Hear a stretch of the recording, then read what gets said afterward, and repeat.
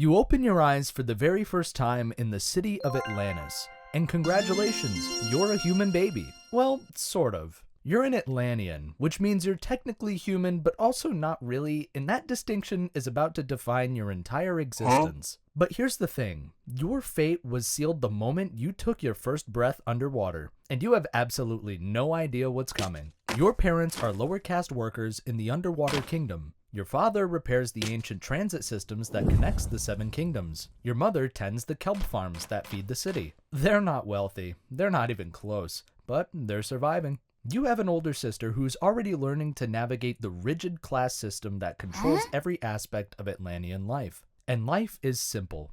Wet, cold, and simple. But that's all about to change. See, Atlantis isn't some magical paradise like the surface dwellers think it is. It's a massive underwater civilization with a caste system more brutal than anything you'd find on land. And you were born into the lowest tier, the workers, the expendables, the people who keep the city running while the highborn get to wear shiny armor and act important. Your first few years are spent learning to swim properly, which sounds obvious since you live underwater, but Atlantean swimming is different. You're taught to move with the currents, to sense pressure changes, and to hold your breath for extended periods. Wait, hold your breath? Yeah, about that. Atlanteans can breathe underwater, but only sort of. You have this weird hybrid biology where you can process oxygen from water through your skin and modified lungs, but it's not perfect. You still need to come up for air sometimes, especially when you're young. It's like living your entire life with mild asthma, but underwater, and if you mess up, you drown. The city itself is beautiful, you'll admit that. Massive spires of crystalline stone rise from the ocean floor, lit by bioluminescent organisms that make everything glow with an ethereal blue light. Schools of fish weave through the streets. Ancient architecture stretches as far as you can see. It's impressive until you realize that this will be your prison for the rest of your life. Because here's the thing nobody tells you about Atlantis. You can't leave. Not really. Surface dwellers can visit the ocean, but Atlanteans who go to the surface, your body isn't built for it. The pressure change alone would kill you. You're trapped down here, and so is everyone you'll ever know. You're 7 years old now, and it's time for your education to begin. Atlantean children don't go to regular schools. Instead, you're sorted based on your caste and your potential. The highborn kids, the one whose parents are nobility or military officers, they get sent to war college. They learn combat, strategy, and how to use those cool tridents you see in all those legends. You get sent to the labor academy, where you learn how to fix things, harvest things, and generally do all the grunt work that keeps an underwater civilization from collapsing. The teachers are cold and distant. Most of them are bitter about their own positions in society and take it out on the students. If you can't keep up with the lessons, you get disciplined. And discipline in Atlantis doesn't mean detention. It means getting thrown into a pressure chamber where the water is so heavy it feels like you're being crushed. They say it builds character. Mostly it just builds trauma. You learn to read and write in Atlantean, which uses a completely different alphabet from surface languages. You study marine biology, learning the differences between friendly creatures and the things that will absolutely eat you if you swim into the wrong territory. You memorize pressure differentials, current patterns, and emergency protocols for when the city's defensive shields fail, which happens more often than anyone wants to admit. But the worst part of your education is learning about the gladiator pits. You see, Atlantis has a brutal tradition that goes back thousands of years. When disputes arise between families, when criminals need to be punished, or when the highborn just want entertainment, they send people to the arena. And not just any people. They send the lower castes. People like you. The arena is a massive coliseum carved with coral and volcanic rock in the darker depths of the city. Thousands of Atlanteans gather to watch combatants fight to the death against each other, against surface dwellers who've been captured, or against the ocean's most dangerous predators. It's considered a great honor to die in the arena, which is easy to say when you're not the one doing the dying. You're 10 years old when you witness your first arena match. Your parents take you because it's basically mandatory. Everyone attends. The whole city treats it like a festival. You push through the crowd of Atlanteans, all of them excited and chattering, placing bets on which fighter will survive. The water around you buzzes with electricity from their anticipation. The first combatant enters the arena. He's a young man, maybe 16, from the worker caste. His crime? He stole food because his family was starving. His punishment? Fight a great white shark that's been starved for a week. The fight is over in minutes. The shark is faster, stronger, and has millions of years of evolutionary advantage. The crowd cheers, but your stomach turns. Your parents tell you this is justice. This is how Atlantis maintains order. You don't sleep well that night. But here's where your life takes a turn. You see, you've always been bigger than the other kids, stronger. Your instructors take notice of this. When you're 12 years old, you're pulled from your regular classes and taken to a different facility. It's deeper in the city, in a section you've never been to before. The water here is colder, darker. You're brought before a man with scars covering his entire body. He looks at you the way someone might examine a piece of equipment, evaluating, calculating. He tells you that you've been selected for gladiator training, and before you can protest, before you can say you don't want this, he explains that you don't have a choice. Your family is in debt. Your father's medical treatments after a work accident cost more than they could afford. The debt has been transferred to you, and the only way to pay it off is to fight in the arena. You could refuse, but then your entire family gets sent to the mines beneath the city floor, where people go in and rarely come out. So you accept. What else can you do? Your training begins immediately, and it makes the Labor Academy look like a vacation. You wake up before the bioluminescent organisms even start glowing. Physical conditioning starts with swimming laps around the entire training complex while wearing weights. Your instructor pushes you harder than seems possible. If you slow down, they release small electric eels into the water around you. Motivation through electrocution. Very effective. You learn to fight with a trident, which is heavier than it looks and requires completely different techniques than surface weapons. The water resistance means every movement needs more force, but too much force and you leave yourself open. You train with nets, which are used to trap opponents. You learn to use the environment, using currents to your advantage, hiding in kelp forests during mock battles, and using pressure changes to disorient your enemies. But the physical training is only part of it. They also train you mentally. You're taught to suppress fear, to ignore pain, to see your opponents as nothing more than obstacles. They show you footage of previous arena matches. You watch people die in dozens of different ways. Torn apart by sharks, crushed by giant octopi, drowned by other gladiators who held them under until they stopped struggling. Your instructors pause the footage at key moments, analyzing what the fighters did wrong, where they hesitated, how they died. They tell you that hesitation is death. Mercy is death. Anything other than absolute commitment to survival is death. The other trainees become your brothers and sisters in suffering. There are about 20 of you, all pulled from lower castes, all trapped in the same situation. Actually, this sounds eerily similar to Squid Game. You share the same barracks, eat the same terrible food, and endure the same brutal training. You form bonds, but you also know that someday you might face each other in the arena. That knowledge hangs over every friendship like a weight. You meet a girl named Cora. She's your age, faster than anyone in your training group, and angry at the world. Her parents were killed in a border skirmish with a rival underwater kingdom, and she blames Atlantis for sending them to die. She tells you late one night, when you're both exhausted from training, that she's going to win her freedom in the arena and then disappear. Maybe find a way to the surface. Maybe just swim so far out into the open ocean that Atlantis can't reach her. You tell her that's impossible. She tells you she doesn't care. The training continues for years. You're taught dirty fighting techniques that would get you expelled from the military academy, but are perfectly acceptable in the arena. Eye gouging, fin tearing, using poisonous creatures as weapons. You learn to fight multiple opponents at once, because sometimes the arena matches one fighter against several others. You learn to fight in different environments because the arena changes. Sometimes it's an open space, sometimes it's filled with coral mazes. Sometimes they flood it with ink to make it impossible to see. You're 15 when you have your first real test. Not in the arena, but close enough. They drop your training group into hostile waters filled with bull sharks and tell you to survive for 3 hours. No weapons, no protection, just yourselves. 2 trainees don't make it. One gets torn apart by sharks, another panics, swims for the surface too fast, and the pressure change ruptures his organs. You survive by staying calm, by moving slowly so you don't attract attention, by finding a cave to hide in until the time is up. When they retrieve you, your instructor gives you the closest thing to approval you've ever received. "You didn't die," he says. That's something.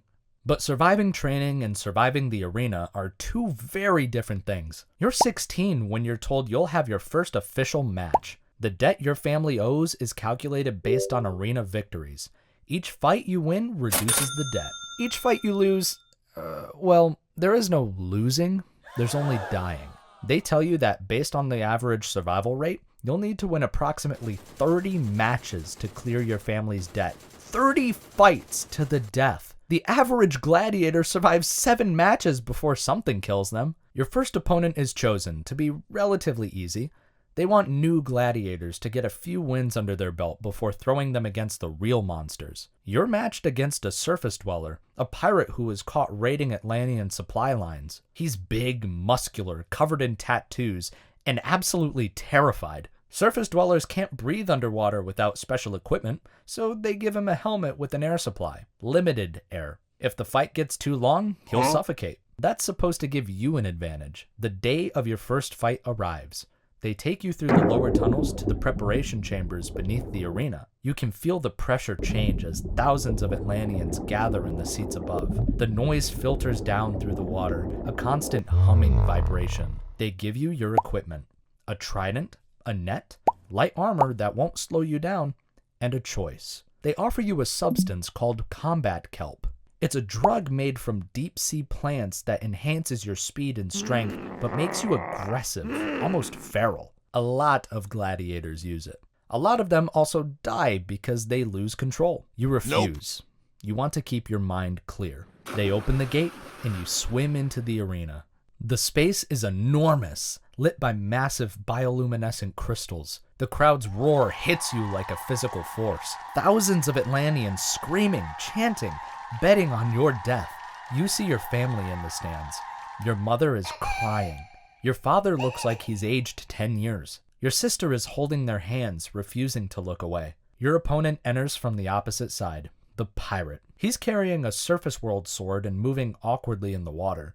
His helmet makes him slow, clumsy. The announcer's voice booms through the arena, enhanced by ancient Atlantean technology.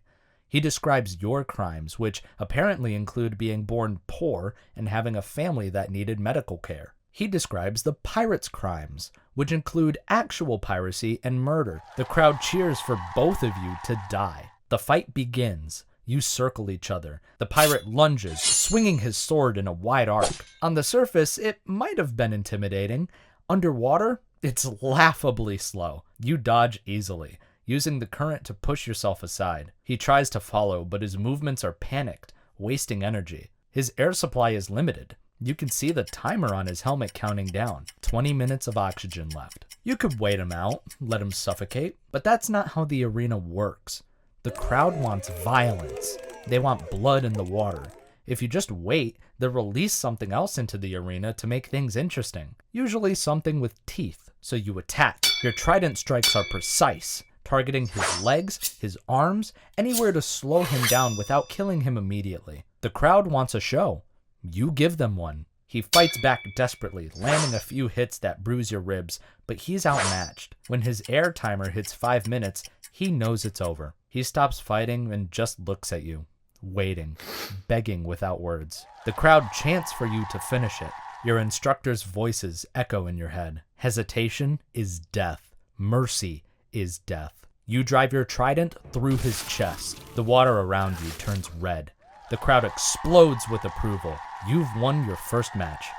You feel absolutely nothing, which, according to your trainers, means you're doing it right. Over the next few years, you fight match after match. Some opponents are easier than the first pirate. Some are much, much harder. You fight other gladiators, all of them desperate to win their own freedom. You fight against creatures from the deep ocean, things with too many teeth and not enough fear. You fight surface dwellers, underwater soldiers from enemy kingdoms, and once, memorably, against a giant squid that nearly crushed your skull. And the worst part, you get good at it. You become efficient, calculating, cold. You learn to read your opponents, to find their weaknesses in seconds, to exploit every advantage. You stop seeing them as people and start seeing them as problems to solve. It's the only way to survive. Cora, your friend from training, fights her matches with a rage that borders on suicidal. She wins, but barely, and her victories are brutal. She tears into her opponents like she's trying to destroy the entire system that put her there. After each match, she's more distant, more hollow. You try to talk to her, but she pushes everyone away. By your 20th year, you've won 15 matches, halfway to freedom. Your family's debt is shrinking. You've become a crowd favorite because you're efficient and you rarely showboat. Some gladiators play to the audience, making their kills dramatic and slow. You just win and leave. The crowd appreciates the professionalism. But then, everything changes. You're matched against Cora. The arena doesn't care about friendships. The arena doesn't care that you trained together, suffered together, survived together. The highborn who run the games think it'll be entertaining to watch two skilled gladiators who know each other's fighting styles tear each other apart. The betting on this match is astronomical. You both stand in the preparation chamber before the fight. She looks at you with hollow eyes. "Don't hold back," she says. "If you hesitate, we both die. They'll just release something worse." You nod. There's nothing else to say. The fight is the longest of your career. You know every move she's going to make, and she knows every counter you'll attempt. The water between you becomes a dance of violence, neither of you able to gain the advantage. The crowd is losing their minds. This is exactly what they wanted. 20 minutes in, you're both exhausted, bleeding from dozens of small cuts. Your trident catches her side. Her net wraps around your arm. You're close enough to see the tears mixing with the salt water on her face. And she whispers something you can't hear over the crowd noise. Then she does something you don't expect. She stops fighting. Just stops. Lets her weapon float away. The crowd's roar turned confused. Your instructors are screaming at you to finish it. The arena masters are probably already releasing something horrible into the water because the fight isn't concluding properly. "I'm done," Cora says, loud enough for you to hear. "I'm not playing their game anymore. You want freedom? You're gonna have to take it." She closes her eyes, waiting. You have seconds to make a decision. Kill her and move one step closer to clearing your debt, or refuse and face whatever consequences come. Hesitation is death. Mercy is death. That's what they taught you. You drop your trident. The crowd loses their minds. The confusion turns to outrage. This isn't how it's supposed to work. The arena master's voice booms through the water, demanding you both fight. When neither of you moves, the gates open. They release two tiger sharks into the arena. Massive, starving, attracted by the blood already in the water. You and Cora look at each other. Then you both grab your weapons. But instead of fighting each other, you position yourselves back to back. The crowd's anger turns into shocked excitement. This is unprecedented. Gladiators teaming up against the arena itself? The sharks circle. You've fought sharks before, but never two at once. Never when you're already exhausted. The first one attacks Cora. She deflects it with her trident, but barely. The second goes for you. Your net catches it, but the shark's momentum drags you across the arena floor. You fight together, covering each other's weak spots, using every technique you've learned. It's brutal and desperate and absolutely against every rule of the arena. The crowd doesn't know whether to cheer or riot. When you finally kill both sharks, you and Cora are barely conscious. The arena master doesn't know what to do. This wasn't supposed to happen. They could send more creatures. They could punish you both. But the crowd is chanting your names. Both of your names. And Atlantis, for all its cruelty, does care about public opinion. They declare it's a draw. Both of you survive. Both of your debts are reduced by half a victory, which is insulting considering you fought twice as hard. But you're both alive, and that's something. After that match, everything changes. The other gladiators start refusing to fight each other, start teaming up against the creatures the arena releases. The arena masters don't know how to handle this. The whole system depends on desperate people fighting each other instead of fighting the system. There's a riot. It starts in the arena but spreads through the lower levels of the city. Workers, farmers, everyone who's been crushed under the caste system for generations. You and Cora are at the center of it, not because you planned it to be, but because you refused to kill each other, and somehow that meant something to people. The military cracks down hard. The riot is suppressed. Order is restored. But something has changed. The arena continues, but the rules are different now. Gladiators are given more chances to win freedom. The debt system is adjusted. It's not enough, not nearly enough, but it's something. You're 25 when you finally win your 30th match. Your family's debt is cleared. You're free, sort of. You can leave the gladiator barracks. You can find work elsewhere, but you're still Atlantean, still trapped in this underwater kingdom with its rigid hierarchies and endless traditions. Cora won her freedom too. She disappeared just like she said she would, swam out into the open ocean and never came back. Some say she died out there. Others say she found a way to the surface. You hope it's the latter. You try to build a normal life, find work, try to forget the arena, but you really can't. You still wake up fighting invisible opponents, still flinch at sudden movements. The other workers avoid you because you're a gladiator, which means you're dangerous, which means you're not quite one of them anymore.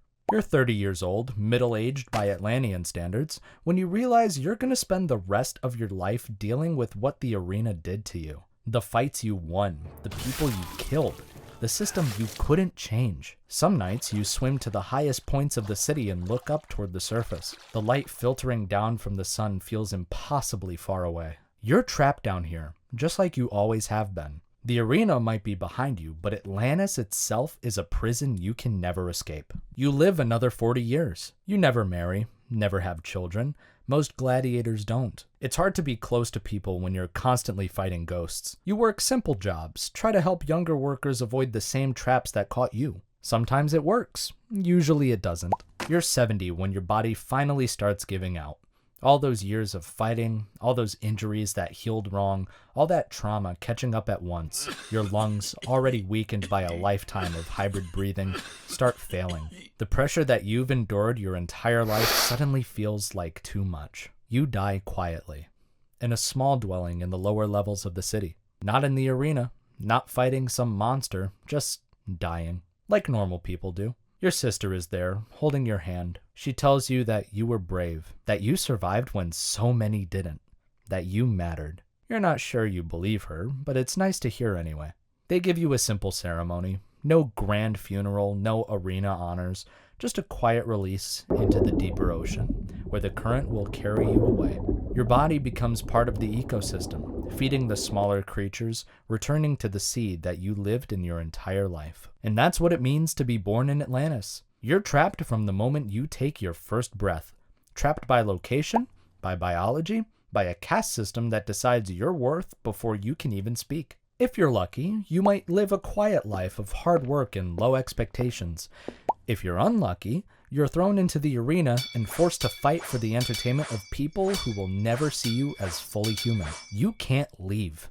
You can't change the system. You can't escape what you are. You spend your entire existence underwater, surrounded by beauty and wonder, and somehow it still feels like drowning. And when you die, nobody really remembers your name. You're just that gladiator who refused to kill his friend that one time. The one who survived longer than expected. The one who died quietly instead of in the arena. And people just move on. Because in Atlantis, there's always another fight, another debt, another kid being pulled from their family and told their fate is already decided. The ocean keeps moving, the city keeps functioning, and nothing really changes. But hey, at least the water's nice and clear down here. So that's something, right?